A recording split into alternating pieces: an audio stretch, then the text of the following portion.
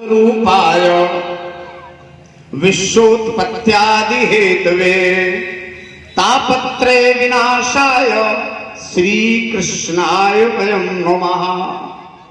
सत्य चिद और आनंद, तब शब्द बना सच्चिदानंद।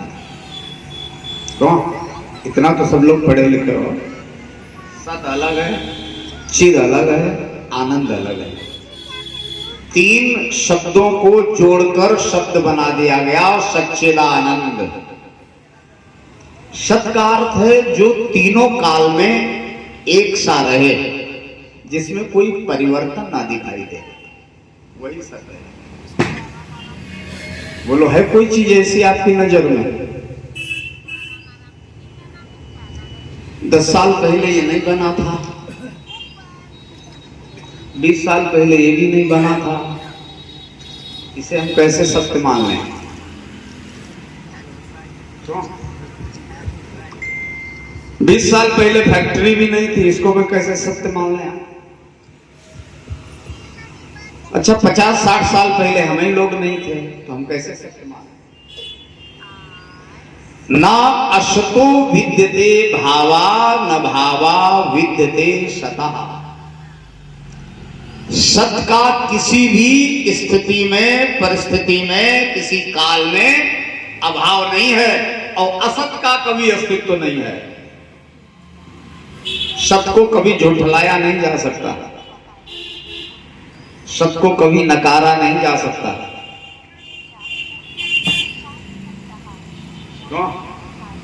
भले वो दिखाई ना दे, कही गई बात, कहा गया साहित्य, कहा गया वक्तव्य, ये पांडुलिपि में कागज पटल पर उद्धृत कर दिया गया।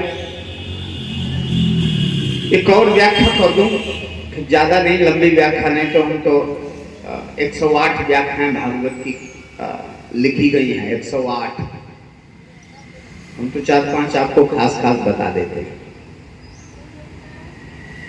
ये ग्रंथ नहीं है, ये कोई किताब नहीं है, ये कोई पुस्तक नहीं है, ये कोई साहित्य नहीं है, ये कोई पांडुलिपि नहीं है।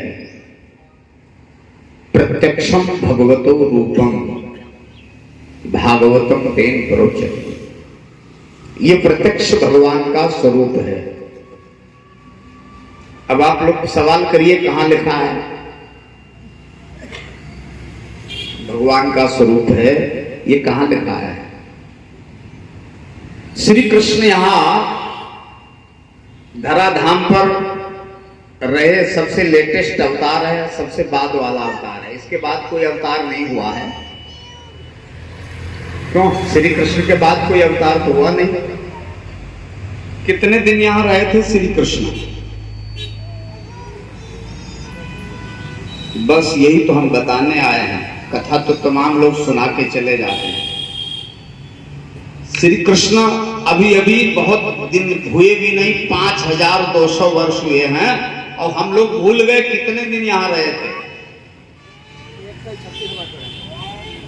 सही उत्तर आया, 125 वर्ष गए। 125 वर्ष बाद जब गए हैं, तो इनके प्रिय सखा थे श्री उद्धव जी। उद्धव जी बड़े बेचैन हुए। उद्धव जी ने कहा, अब आपका दर्शन कब होगा, कहां होगा, कैसे होगा? आपके विरह में हम कैसे रहेंगे? तो श्री कृष्ण ने कहा, उद्धव क्यों परेशान हो रहे हो? मैं कहीं नहीं जा रहा हूं। तिरोधाय प्रविष्टोयम श्रीमद्भागवतार्णवे। तिरोधाय प्रविष्टोयम श्रीमद्भागवतार्णवे तेने अंगांगमयी मूर्ति प्रत्यक्षा वर्तते हरे। मैं कहीं नहीं जा रहा हूं, मैं इस भागवत रूपी समुद्र में प्रवेश कर रहा हूं। जब कभी हमारा दर्शन करना हो, भागवत में हमारा दर्शन कर लेना। तेने अंगांगमयी मूर्ति, ये मेरा वांगमय स्वरूप है, शब्दमय रूप है। देखो, 2 तरीके से ब्रह्म है, एक शब्द ब्रह्म और एक पर ब्रह्म। अगर शब्द ब्रह्म है कहीं, तो भागवत में है। तो वही ब्रह्म। इसीलिए आप लोग जब आरती करते हो, कोई नहीं कहता है भागवत पुराण की आरती, कोई नहीं कहता है भागवत ग्रंथ की आरती, कोई नहीं कहता भागवत पुस्तक की आरती। क्यों? कोई कहता है भागवत भगवान की है आरती, पापियों को पाप से है तारती, भागवत भगवान की है आरती। तो प्रत्यक्षम भगवतो रूपम, ये भगवान का कलिकाल में बांगमय प्रत्यक्ष स्वरूप भागवत है। अब इसको नौटंकी बना दिया गया, ये बात अलग है। इसको नाच गाना तक सिमट के रख दिया गया, ये बात अलग है। इसको झांकियों में बदल दिया गया, ये बात दूसरी है। हम भागवत की आपको यथार्थ स्थिति से अवगत करा रहे हैं। पहला, ये चारों अक्षरों का, चारों वर्णों का अर्थ लिखा। भा माने भाषते चिदानंद रूपम।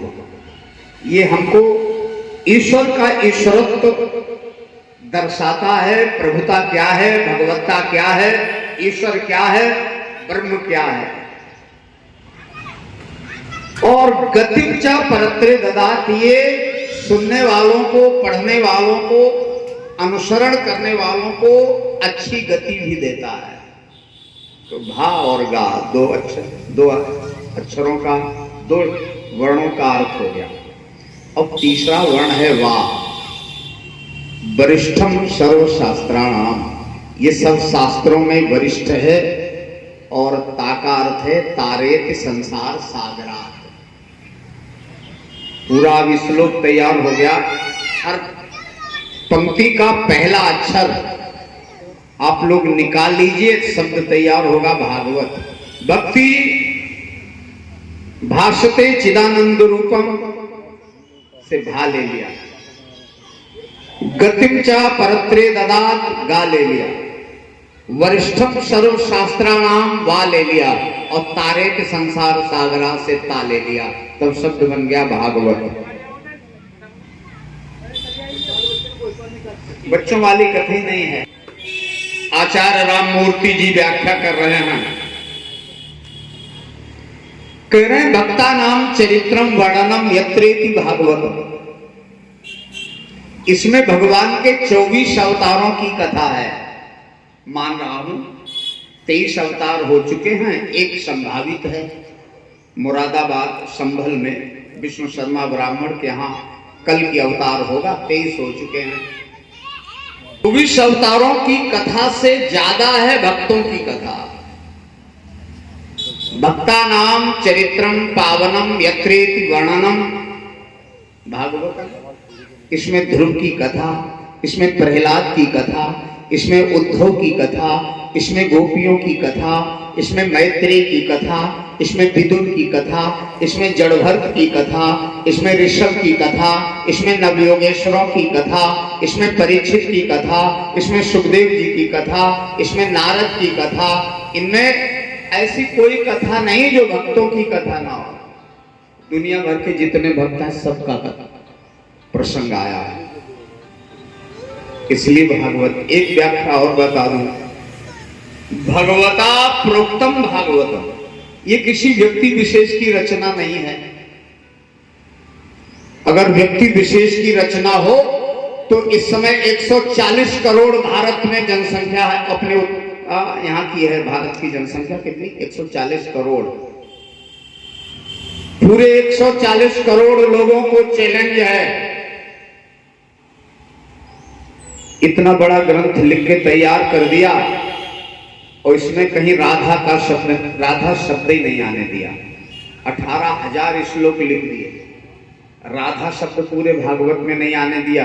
ये किसी मानवीय रचना नहीं है, ये मनुष्य की औकात नहीं है। अंग्रेजी वालों के लिए हम चैलेंज कर रहे हैं, 2 लाइन लिख के दिखावें, ए ना लिखाएं, ई ना लिखाएं, 2 लाइन लिख दें अंग्रेजी की। इतना बड़ा ग्रंथ लिख गया, राधा शब्द ही नहीं आने दिया। तो ये अमानवीय रचना है, ये भगवान की स्वयं रचना है, ये श्री वेद व्यास के द्वारा लिखा गया ग्रंथ है। इसलिए भगवता प्रोक्तम,